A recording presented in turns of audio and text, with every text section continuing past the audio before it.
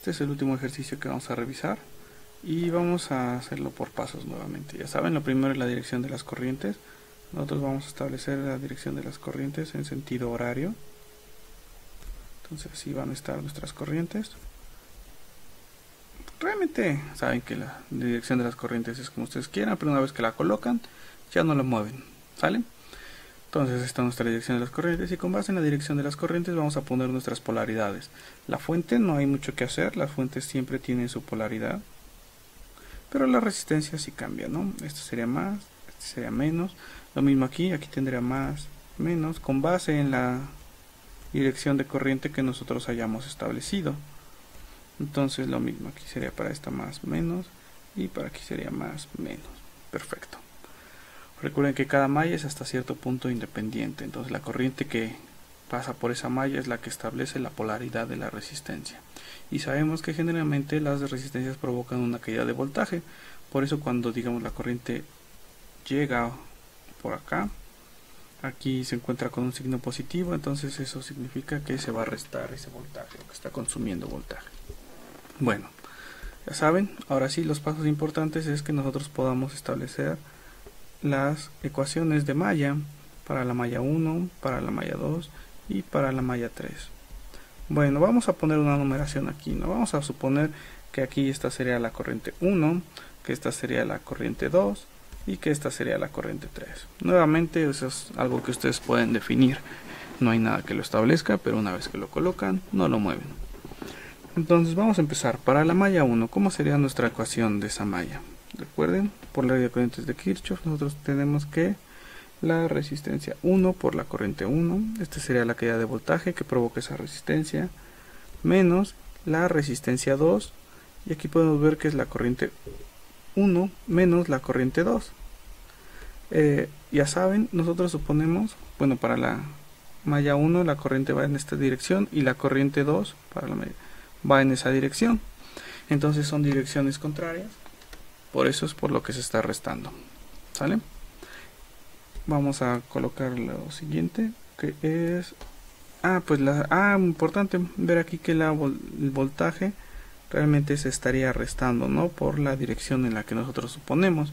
Nosotros suponemos que una dirección correcta, o al menos en el análisis de circuitos, es que sale de la parte positiva y entra por la parte negativa, ¿no? Entonces si nosotros lo suponemos así, bueno, quizás mejor en esta malla porque es la que estamos analizando, pues podemos ver que es en sentido contrario a la corriente, ¿no? Por eso se resta, o por eso está en sentido negativo esa fuente de voltaje de 20 volts y se coloca pues con sentido negativo simplemente.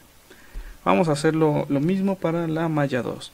Aquí en la malla 2 podemos comenzar a ver que tenemos en esta parte con la corriente 1, bueno, la resistencia 2 más bien dicho, tenemos que es igual a la corriente 2 menos la corriente 1. Una vez más recordemos que estamos analizando la malla 2, por eso nosotros la ponemos bien, suponemos que está bien, y la corriente 1 va en sentido contrario, por eso a esa la colocamos con un signo menos. Ahora vamos con la resistencia 4, la caída de voltaje que provoca la resistencia 4, y R5 y 2. Todo esto es igual a 0. Finalmente, para la malla 3 solo tenemos la fuente de voltaje y la resistencia. Entonces podemos ver que para este caso la fuente de voltaje, digamos, tiene una polaridad que aumenta el voltaje, o que es una alza en el voltaje, y bueno, es una elevación de voltaje, mientras que la resistencia es una caída de voltaje, no provoca una caída de voltaje, y esto es igual a 0. Entonces ahí están nuestras ecuaciones. Recordar que generalmente en estas primeras ocasiones, para saber qué es lo que estamos haciendo, vamos a desarrollar las multiplicaciones que se tienen ahí en cada una de estas. Bueno, en este caso son pocas, solamente estas dos. Vamos a desarrollarlas para ver cómo queda nuestra ecuación. Bueno, se han desarrollado sus términos. Podemos ver que pues estos son de la primera ecuación y pues bueno, estos son de la segunda ecuación. Eso nos sirve porque todo lo debemos de colocar en términos de las incógnitas, y las incógnitas pues son las corrientes, la corriente de cada malla en este caso. Entonces todo lo debemos de agrupar en esas incógnitas. Ahora sí, reagrupando por las incógnitas que nosotros tenemos, voy a ponerlo aquí abajito para que pues, quepa todo en el ejercicio. Podemos colocar que la primera ecuación entonces quedaría que la corriente 1, negativo, recuerden los signos, es muy importante, multiplica a la resistencia 1 más la resistencia 2, luego más la corriente 2 que multiplica a la resistencia 2, y todo esto es igual a 20 volts. Vean que colocamos de un lado todo lo que tiene incógnitas y del otro lado todo lo que no tiene. Lo mismo para la segunda ecuación, o para la de la malla 2, tenemos que la corriente 1 multiplica la resistencia 2 menos la corriente 2, que va a multiplicar la suma de R2 más R4 más R5, y todo esto es igual a 0. Finalmente tenemos la última ecuación, que es la corriente 3 por R3, que es igual a menos 20 volts.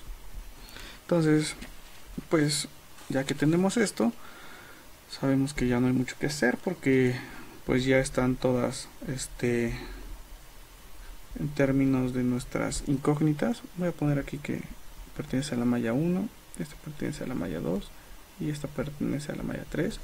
Entonces lo único que nos resta por hacer es poder, o más bien dicho, sustituir los valores por aquellos que nos está dando el circuito. Entonces los voy a colocar aquí.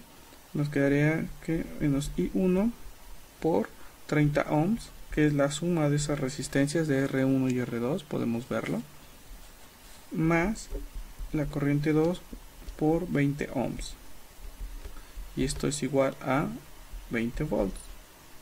Lo mismo para la segunda ecuación, tenemos que la corriente 1 va a multiplicar a la resistencia de 20 ohms menos la corriente 2, que es la suma de todas estas resistencias de R2, R4 y R5, que son 40 ohms, y todo esto es igual a 0. Finalmente la corriente 3 por la resistencia 3, que son 5 ohms, y que esto es igual a menos 20 volts. Ya que tenemos eso, pues bueno, esto saben que es un sistema de ecuaciones, de 3 ecuaciones con 3 incógnitas. Entonces, si lo expresamos en su forma matricial, lo podríamos colocar en la primera columna todo lo que pertenece o que tiene relación con la primera incógnita, que es I1 de la malla 1, la corriente de la malla 1, son 30, son 20, son 0. En la segunda columna, todo lo que tiene relación o pertenece a la segunda incógnita, que es la malla 2, o de la malla 2, que es la corriente 2, sería así. Y pues bueno, la tercera es equivalente con la tercera malla. Finalmente, los resultados. Entonces ya saben, esto ustedes lo solucionan, ya son expertos en esta parte de manejar números y solucionar ecuaciones.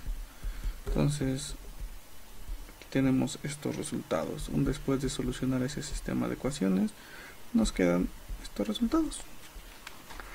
Recuerden que pues no se espanten si les sale algo negativo. Lo único que significa es que la dirección de la corriente es contraria a la que nosotros suponíamos, y ya, eso es todo, ¿no? Entonces también recuerden que bueno, ya en clase hablaremos de qué es lo que significa, por ejemplo, esta que tiene la influencia de dos corrientes, realmente cuál es la corriente que pasa por ahí, ¿no? Y pues bueno, ven que es todo para poder solucionar los ejercicios. Recuérdenlo muy bien, realmente todo se puede hacer solamente directo con estas ecuaciones. ¿Sale?